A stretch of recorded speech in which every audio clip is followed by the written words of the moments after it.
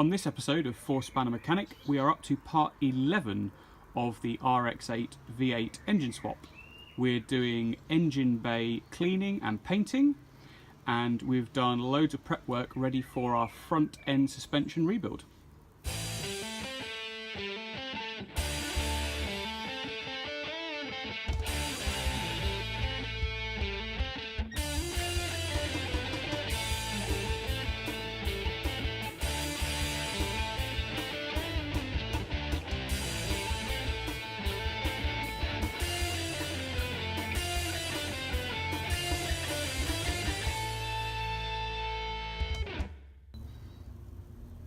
Now, before we put our newly painted subframe back in, we have a lot of work to do in the engine bay.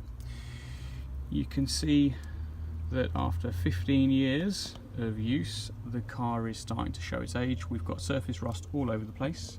Obviously we've got gaping holes in the firewall to fix, and we've got these pipes to cut back.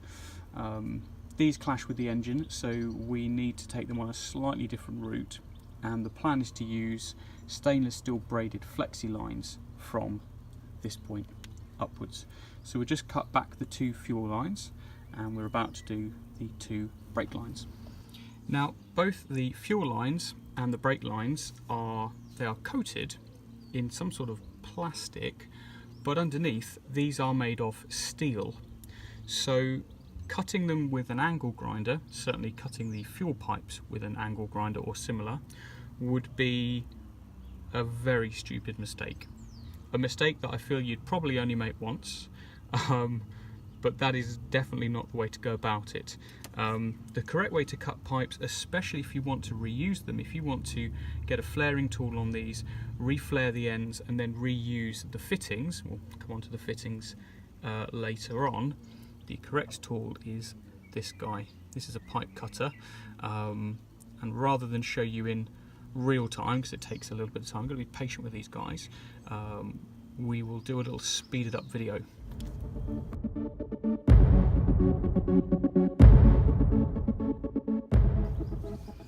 And that is perfect.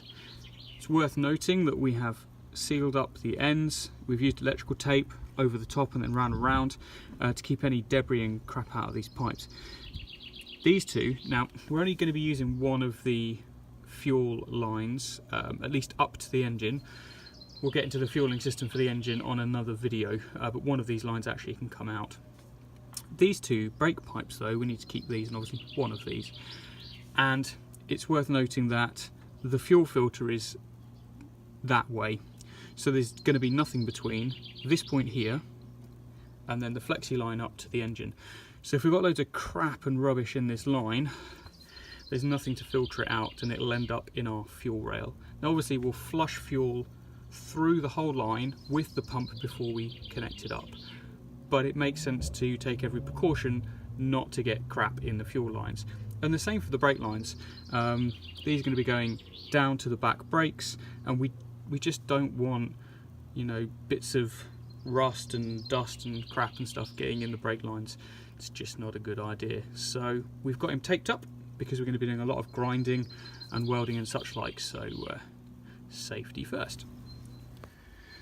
Right, we might as well start on this side, as this side is slightly easier to, let's say, repair than the other side. The first challenge is this guy. Now, I'm going without air conditioning because, well, I don't want to put it on the engine, and I'm not too worried about it. It's not an everyday car. If it's hot, we'll wind down the window, no worries. But I do want heating. A couple of reasons. First, safety. You know, sometimes you need to demist the windows, and you do really need the warm for that. But the other thing is, some of the shows are quite early and then quite late in the year. And if I'm leaving early in the morning, so for instance, it's lovely and warm today. It's Easter weekend, but sometimes we're not as lucky. Sometimes it's kind of cold and raining, and there's a number of different car shows on over the Easter weekend. So the long and the short of it is, I want the heater, and to have the heater, we need this bit. So this is basically coolant in and out, and the heater matrix is behind here. The problem is it's fine at the top, but at the bottom we can't go past here. So I think we will be all right if we chop away some of this foam and then seam seal it in. It's not particularly the right way of doing it, but it is our way of doing it. And this is basically to stop atmosphere and everything from the engine bay getting inside the cabin. So we'll start at the bottom. We'll start building it up, and we'll just keep moving this out of the way and checking it. And we'll build them up slowly and see how we go. As if by magic, we now have a painted metal panel. Apologies, I did a time lapse of the cardboard template work and then the cutting and welding. And I also, if I kind of come round, get off the tripod a little bit, you can see the engine bay looks a little bit different on that side. I did a time-lapse video of cleaning all the rust, all that rust removal, rust repair, and all the painting of the engine bay, and for some reason it's all corrupt and it won't load properly, so we've missed that little bit. But there's still a fair bit of rust treatment and painting to go before we put the subframe in, so I will film that. So this is the bit that I was really keen to get sorted out before we bolt things back together. This part here, and come round, this part under here, this is where the frame bolts to, on both sides obviously. And you can see, hopefully if we zoom in a little bit, certainly around here, hopefully you can see that on the video, it's light enough. Water must collect from sort of driving, and it collects between the chassis rail and the subframe, and it took some of the paint off and was starting to rust away the metal.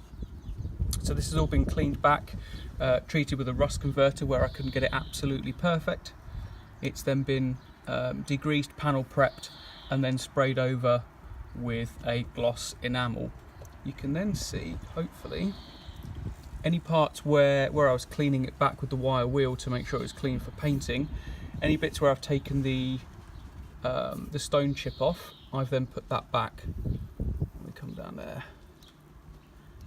There was also a couple of bits just up in this top corner where I think it should be seam sealed, and there were small gaps in the panel, so that's all been seam sealed, and then I've gone over the top. I've actually used truck bed liner. It actually goes on really nicely. It's a very similar, it's perhaps not as thick, but it's a similar finish to the original, and it blends in quite nicely. Plus you won't really see it an awful lot down here. There you go, that's better, you can see that. So that's where we are at the moment. I've gone, if I come round, it's very awkward filming under the car. We swing round. We've gone pretty much all the way up to the front. So this whole chassis rail, that's terrible filming, apologies. Let's see if we can bring it back a bit. There we go. So we've done all the way from the wheel well, there we go, up to the front, and then we can worry about this little bit at the front in a moment. But for now, we need to do the other side. Right, let's get cracking. The rust removal weapon of choice is the angle grinder. Well, this is my favourite. For big bits and where you can get the angle grinder in, this thing takes rust off like no one's business. It's incredibly quick, does a really nice job, and that tends to be what I start with. In smaller areas where we can't get the angle grinder in, the drill with this little wire wheel on, and then even smaller areas you can get these little attachments.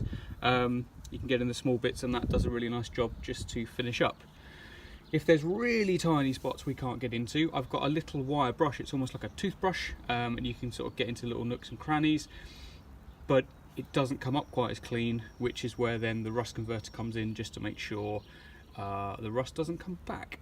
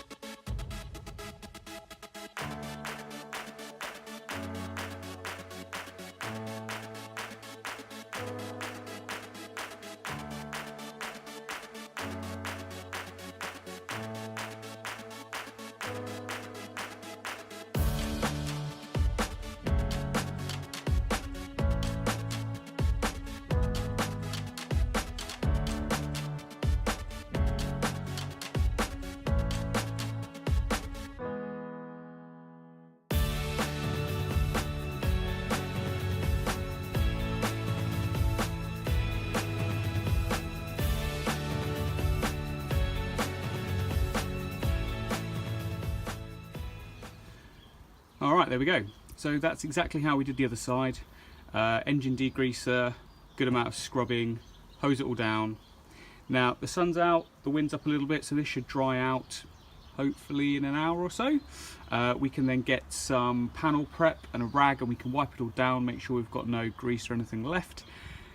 Then we can start acid etching. Use the acid etch spray primer to go over the bare metal once we've done our rust converting, and then we can put our gloss and then truck bed liner. Now there's a piece down here, let's zoom in, that's all nasty, that all needs cleaning up and rust proofing as well, so we'll do that once that's dried and wipe it back. And then I think we're ready to bolt the frame back in. There's quite a lot of different rust treatments on the market, like fluids and gels and lots of different brands. I like, no, it's not in the original jar, it's in oh, you're not going to see from there, hang on a minute. It's in a jam jar, but this is called Crust, they spell it with a K. I think they do a gel, but I'm not as much of a fan of the gel. I like this because it gets in all the cracks and all the places that are hard to reach. And you basically just paint it on onto bare metal. Doesn't matter if you paint it onto painted surfaces, doesn't seem to do anything. But the idea is that you get in here, that's quite a lot, and as it dries it converts all the rust into a paintable surface, so it says, and it stops the rust progression, apparently. To be honest, I've used it before and it does seem to work really quite well. And you can see where it's worked because the bits that were rusty go black. It tends to dry sort of see-through on metal that's clean and not rusty.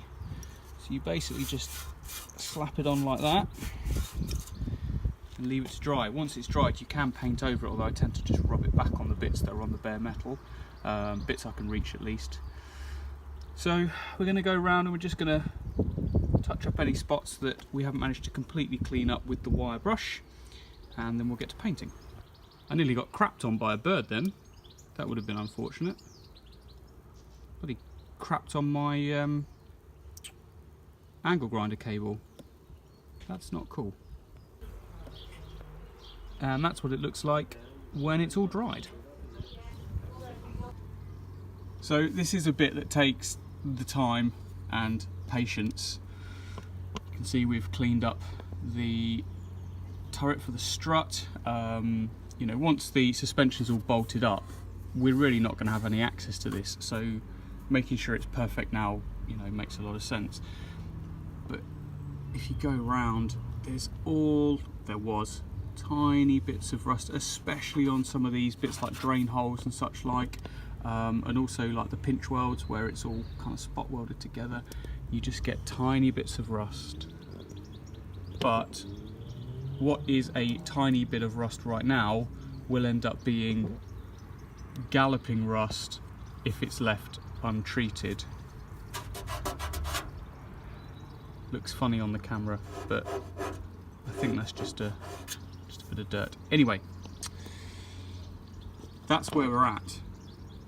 You can see that needs a bit more cleaning down, and this bit down the bottom that we looked at a minute ago, bring the camera down.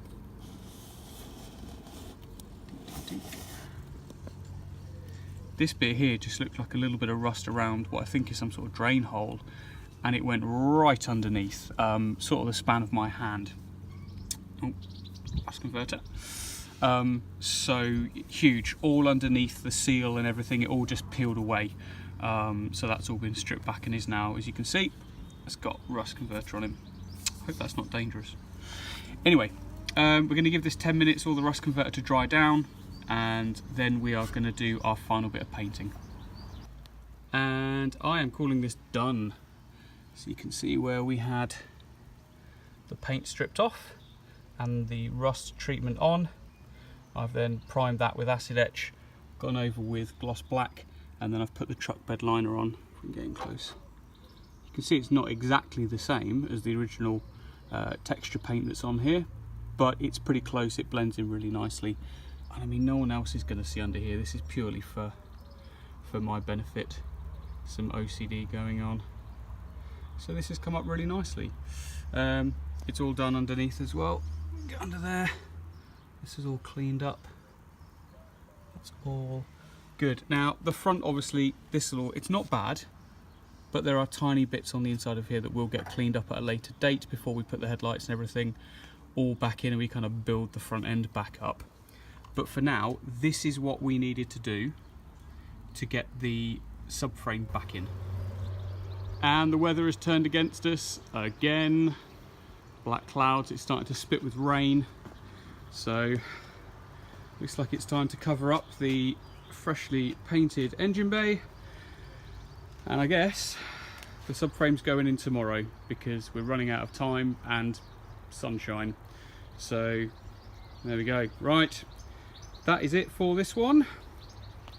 I will see you guys tomorrow.